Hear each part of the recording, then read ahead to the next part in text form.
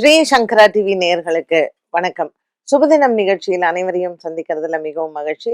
இன்னைக்கு மார்ச் மாதம் 5ஆம் தேதி வியாழக்கிழமை. இந்த நாளுக்கான 12 ராசிக்கும் பலன் மற்றும் பரிகாரத்தை பார்க்கலாம். அதை தொடர்ந்து ஒரு கேள்வியும் உண்டு. இன்னைக்கு உத்திரம் நட்சத்திரத்திற்கான ஆலயத்தை பத்தி தான் நம்ம பார்க்க போறோம். மேஷ ராசி நேயர்களுக்கு இன்று சந்திரன் 6ஆம் இடத்தில் சஞ்சாரம் செய்கிறார். தன லாபங்கள் நிறைந்த நாளாக இந்த நாள் அமைகிறது. மேஷராசி அன்பர்களுக்கு 12ஆம் இடத்தில் இருக்கக்கூடிய சுக்கிரன் இவர்களுக்கு இன்றைய நாளில் தன லாபத்தை கொடுப்பார். இன்று பங்கு சந்தையின் முதலீடுகள் இவர்களுக்கு நன்மையை தரும்.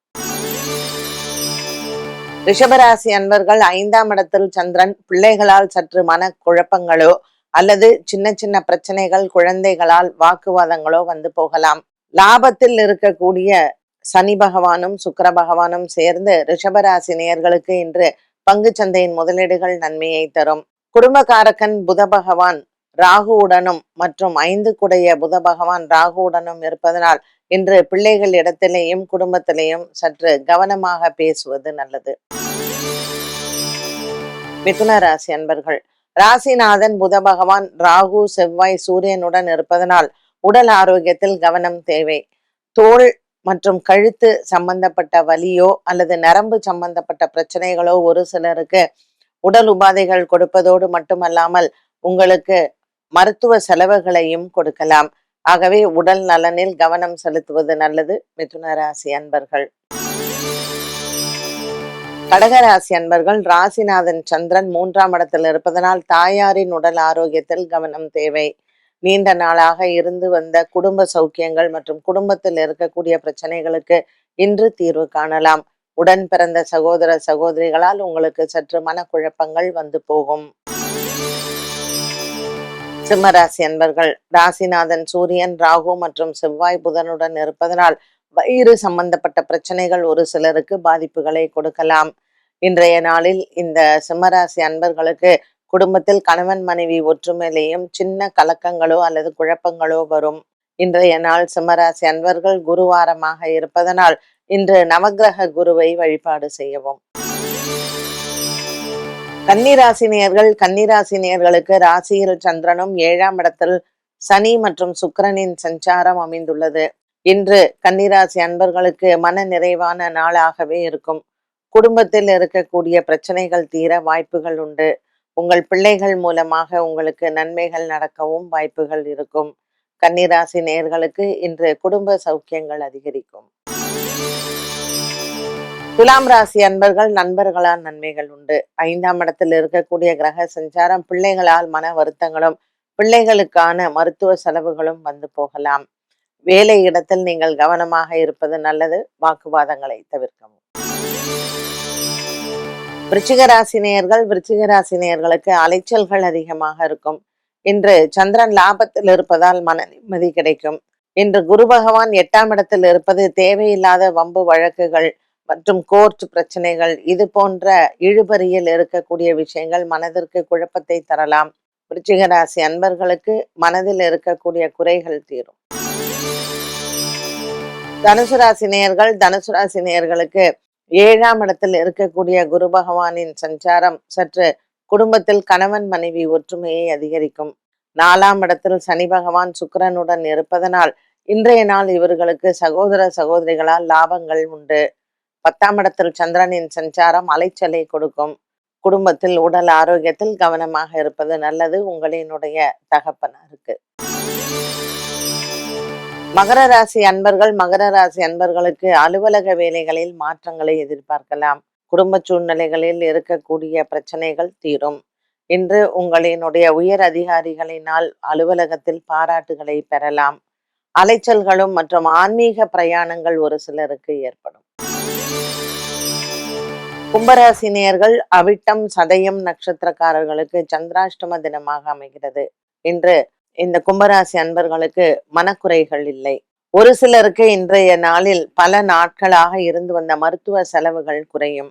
அரிசி தானம் செய்து இன்று அம்பாள் சன்னதியில் அர்ச்சனை செய்து கொள்ள சந்திராஷ்டம தோஷங்கள் நிவர்த்தியாகும். மீனராசி நேயர்கள், சுக்கிர பகவானின் சஞ்சாரம் மீனராசி நேயர்களுக்கு தன லாபத்தை கொடுக்கும். இன்று பூர்வ புண்ணிய பலத்துடன் இந்த நாள் அமைகிறது. குடும்பத்தில் இருக்கக்கூடிய ஒரு சில குறைகள் இன்றைய நாளில் தீரும்.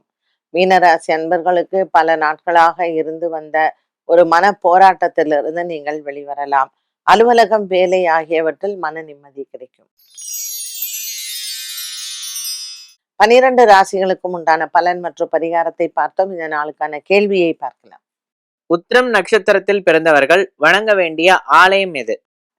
உத்திர நட்சத்திரத்திற்காக ஒரு அருமையான கோவில் சொல்லியிருக்காங்க.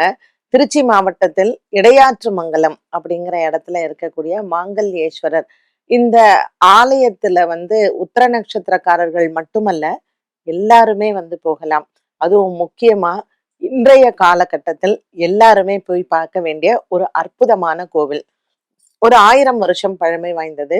இங்க ஸ்தல விருட்சம் பாத்தீங்கன்னா பவழமல்லி தான் இங்க ஸ்தல விருட்சம். இவருடைய மூலவருடைய பெயர் மாங்கல்யேஸ்வரர்னு பேரு. அம்பாள் மங்களாம்பிகை. இங்க உற்சவருக்கு சோமஸ்கந்தர் அப்படிங்கிற பெயர். இந்த ஆலயத்துல என்ன விசேஷம் அப்படின்னு கேட்டீங்கன்னா, நம்ம திருமண பத்திரிகையில முதல்ல ஒரு படம் போடுறோம் இல்லையா?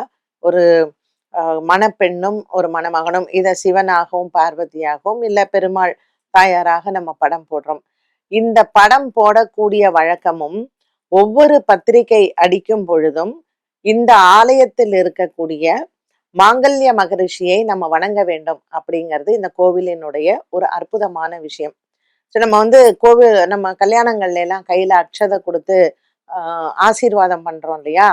அப்படி ஒவ்வொருத்தரும் கையில அக்ஷதை எடுத்து அந்த கோவில்ல நம்ம கல்யாணங்கள்ல ஆசீர்வாதம் பண்ணும் பொழுது மனதளவுல இந்த மாங்கல்ய மகரிஷியை வணங்க வேண்டுமாம். இது முறையாம். இது யாருக்கெல்லாம் தெரியலையோ இன்னைக்கு தெரிஞ்சுக்கோங்க. ஏன்னா கல்யாணம் நடக்குது, அது சுமூகமாக நடக்கணும், சண்டை இல்லாம இருக்கணும். ஏன்னா இன்னைக்கு காலகட்டத்துல நிச்சயதார்த்தம் ஆகி நிறைய பேர் வீட்டுல நின்று போயிடுறது. சோ இந்த மாங்கல்ய மகரிஷியை மானசீகமாக பிரார்த்தனை செய்து கொண்டு எங்க வீட்டுல கல்யாண தலங்கல்கள் இருக்கக்கூடாது அப்படின்னு வேண்டிக்கலாம்.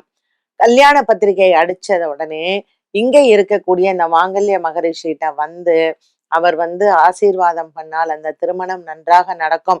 அதற்கு பின்னாடி கல்யாண பொண்ணையும் மாப்பிள்ளையும் கூட்டிட்டு அங்க ஆசீர்வாதம் வாங்குவது வழக்கமாக இருக்காம். அதனால கண்டிப்பாக திருமண தடை இருக்கிறவங்க உத்திர நட்சத்திரத்துல இந்த ஆலயத்திற்கு இதை செய்யணுமாம்.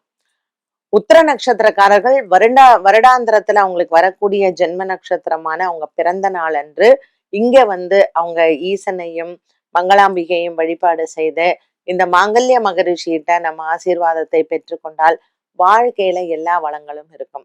இதை விட அடுத்தது ஒரு சிறப்பு என்ன? கால் வலி இருப்பவர்கள் இந்த ஆலயத்தில் சிவபெருமானுக்கு அபிஷேகம் செய்து வஸ்திரம் சாத்தி அர்ச்சனை செய்தால் அந்த கால் சம்பந்தப்பட்ட பிரச்சனைகள் இருக்காதாம். பாருங்க, நமக்கு தெரியாத ஆலயங்கள், தெரியாத விஷயங்கள் எவ்வளவு இருக்கு இல்லையா? நம்ம முன்னோர்கள் என்ன அழகான இந்த மாதிரி சிவன் ஆலயங்கள்லாம் பிரதிஷ்டை பண்ணியிருக்காங்க. ஒவ்வொரு இடத்திலேயும் அந்த ஆலயத்திற்கான ஒரு சிறப்பையும் கொடுத்து அங்க சில மகரிஷிகள், சில முனிவர்கள் அவங்க தபஸ் பண்ணி அந்த இடத்திற்கு ஒரு பலத்தையும் கொடுத்திருக்கிறாங்க. அப்படி மாங்கல்ய மகரிஷி இந்த இடத்துல நம்ம போய் அவரை வணங்கினால் நமக்கு வாழ்க்கையில் எல்லாமே மங்களமாக நடக்கும் அப்படிங்கிறது தான் இந்த ஆலயத்தினுடைய சிறப்பு.